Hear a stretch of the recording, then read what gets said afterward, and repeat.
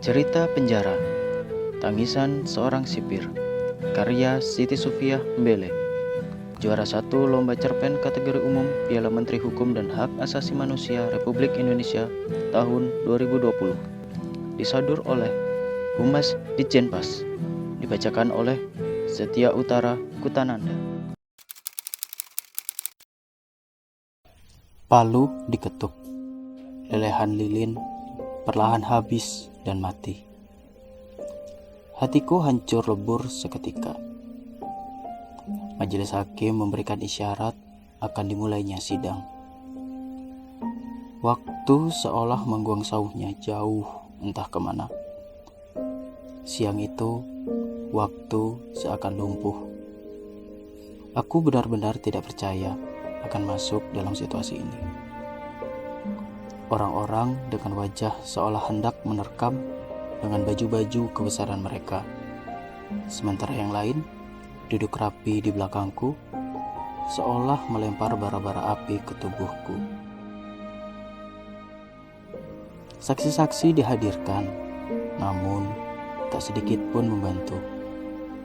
Aku bisa meyakinkan diriku bahwa aku dijebak. Tapi sayang, kenapa begitu susah meyakinkan mereka bahwa aku tidak mengerti duduk persoalan seperti apa. Dan seharusnya bukan aku yang duduk di kursi pesakitan ini. Ketidakmahiranku dalam mengolah kata-kata kini menjadi bumerang bagi diriku sendiri. Aku bisa merasakan tajamnya tulang ekor kedua anakku di bahu kiri dan kananku saat itu. Pandanganku lurus ke depan, layaknya seseorang yang sedang bercermin, memantulkan beban masa depan yang tidak akan pernah ada habisnya. Aku tidak menemukan seorang wanita di alam khayalku. Wanita itu telah lama memutuskan untuk meninggalkan kami bertiga. Mungkin lantaran tidak pernah cukup tersedianya kebutuhan rumah tangga. Jarang aroma ikan menembus keluar lewat celah-celah dapur. Atau mungkin pula karena hanya setahun sekali baju baru menggantung di tubuh kurusnya. Ia pergi entah kemana rindanya. Saat itu tidak ada lagi sosok yang dulunya ku kagumi karena kerendahan hatinya. Anak-anakku hanya butuh diriku, bukan yang lainnya. Serangkaian acara persidangan telah dilalui. Kali ini aku kalah. Bangunan kokoh nan tinggi menjulang tersenyum mengejek kepadaku. Hai orang kecil, dekil, kau tidak akan pernah menang.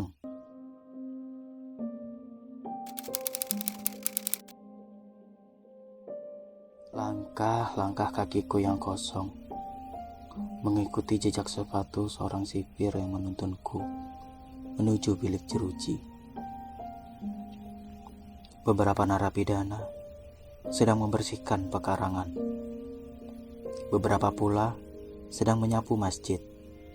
Tidak jauh dari setapak tempatnya berjalan. Semua beradu pandang, berhenti sejenak melihat teman baru mereka. Kupandang wajah mereka satu persatu, memberikan sedikit senyuman, kemudian lebih banyak menunduk.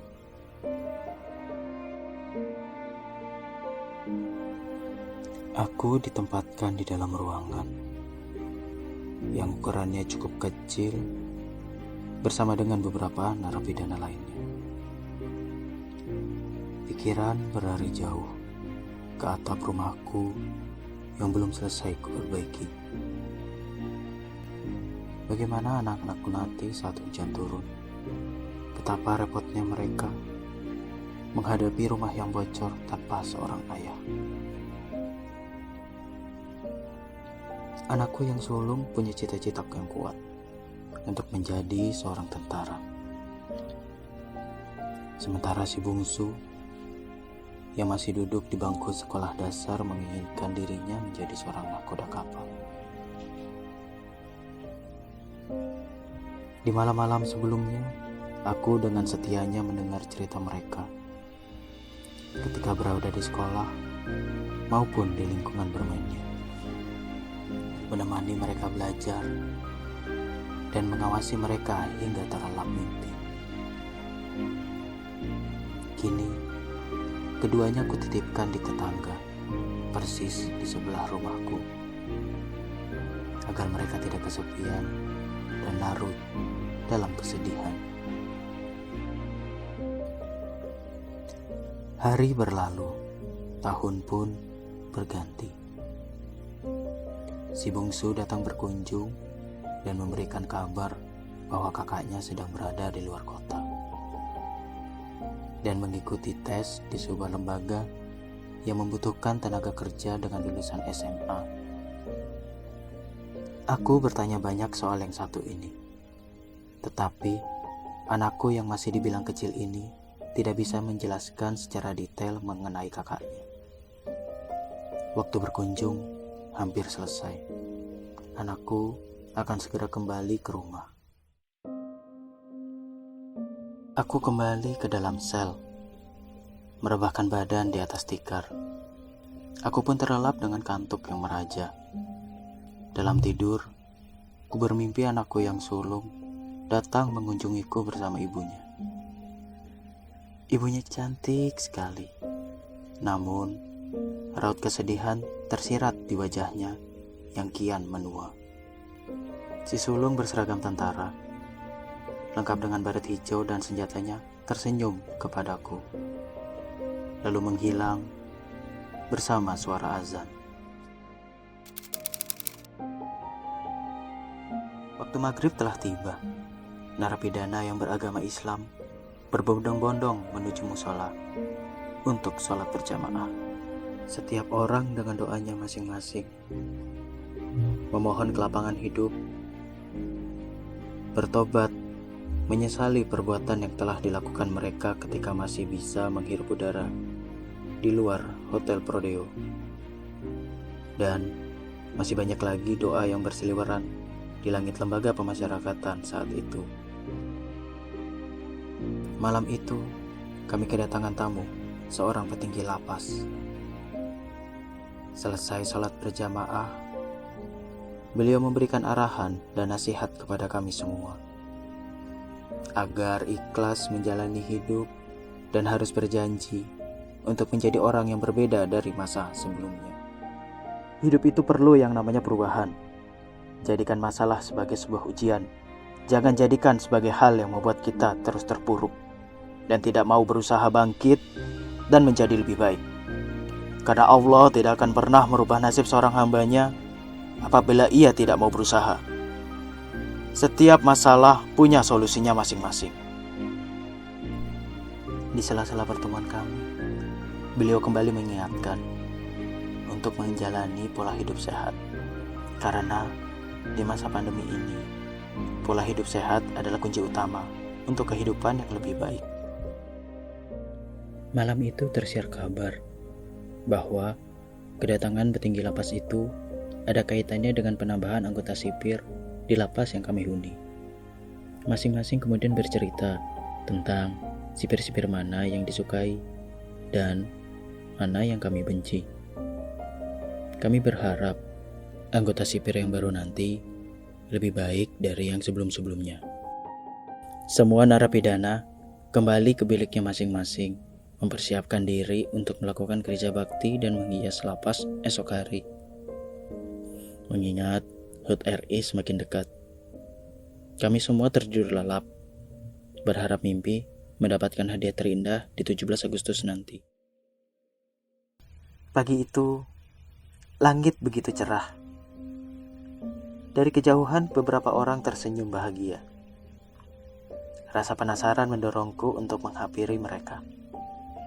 Ternyata, di perayaan 17 Agustus nanti, mereka bebas. Mereka mendapat hadiah gerasi dari Presiden. Syukur yang tak terhingga, karena aku juga masuk dalam daftar nama penerima gerasi tahun ini. Aku akan segera bebas. Aku akan segera bertemu kedua anakku.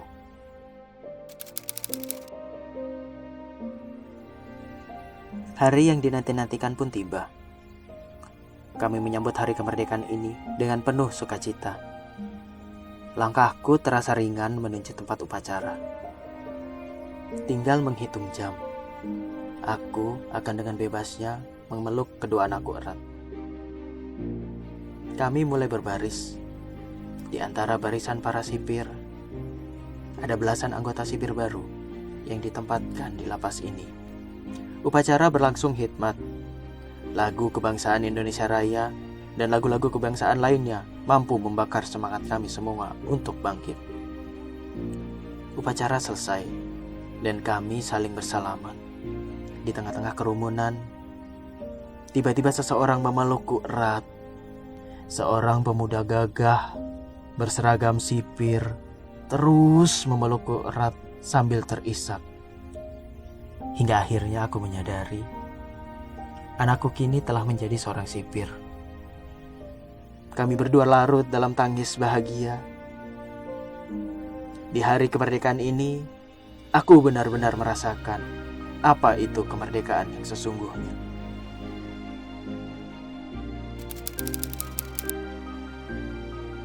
Seorang narapidana wanita separuh baya melihat kebahagiaan mereka berdua dengan air mata yang berlinang. Sepasang mata elangnya tidak berkedip sedikit pun. Wanita itu berdiri cukup lama hingga keduanya selesai berpelukan. Selamat berbahagia anakku sayang. Kau tumbuh sempurna bersama ayahmu.